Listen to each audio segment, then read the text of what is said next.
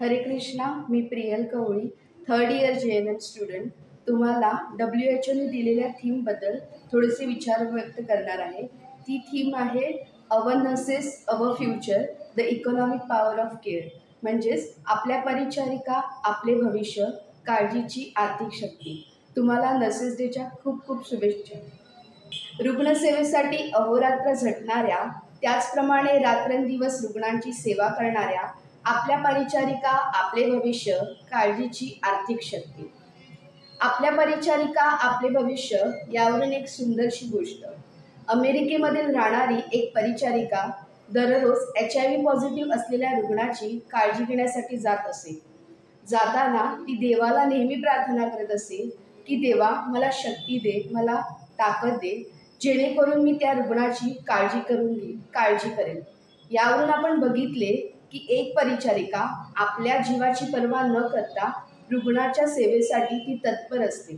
यालाच तर म्हणतात आपल्या परिचारिका आपले भविष्य. धनाढ्य कुटुंबात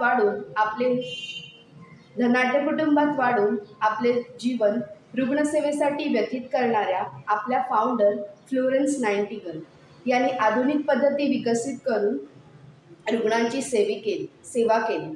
म्हणून त्यांना लेडी विथ द लॅम्प असे संबोधले जाते. म्हणून दरवर्षी 12 मे हा दिवस आंतरराष्ट्रीय परिचारिका दिन म्हणून साजरा केला जातो.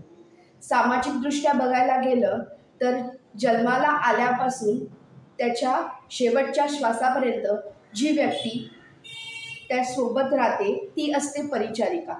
डॉक्टर औषधे देतात, पण कशी घ्यावी, व्यायाम कसा करावा, आहार कसा करावा याबद्दलची सर्व उत्तमप्रमाणे माहिती देते ती असते परिचारिका.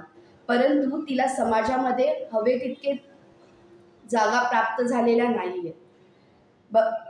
याचप्रमाणे जसे आपण बघितले की हे खरे आहे की डॉक्टर औषधे देतो, पण त्याच्या मागे जी खंबीरपणे उभी राहते ती असते परिचारिका. बऱ्याचदा मलमपट्टी करून चालत नाही, पण त्याच्या भावनिक जखमेवर जी प्रेमाची फुंकर घालावी लागते ती असते परिचारिका. जन्माला आल्यापासून एखाद्या व्यक्तीला त्याच्या तळहाताच्या फोडाप्रमाणे ती त्याला जपते आणि उत्तमरित्या तिची काळजी करत राहते. तरीही तिला समाजामध्ये पाहिजे तेवढे ज्ञान मिळत नाही. म्हणूनच आर्थिकदृष्ट्या बघायला गेलं तर आरोग्य सेवेचा कणा असूनही नर्सिंगला अनेक आर्थिक अडचणी सामना कराव्या लागतात. त्यामुळेच यावर्षीची आपली थीम आहे आपल्या परिचारिका आपले भविष्य, the economic power of the care. म्हणजेच धारणेला आकार देणे आणि नर्सिंगमधील धोरणात्मक गुंतवणूक किती आर्थिक आणि सामाजिक फायदे मिळवून देऊ शकते हा महत्त्वाचा उद्देश या आजच्या थीममधून आहे. म्हणून आपण आपली आता विचारसरणी बदलली पाहिजे. सामाजिक आणि आर्थिक गुंतवणूक कसे काय आपल्याला फायदे मिळवून देऊ शकतात ह्याच्याकडे आपण लक्ष दिले पाहिजे. धन्यवाद.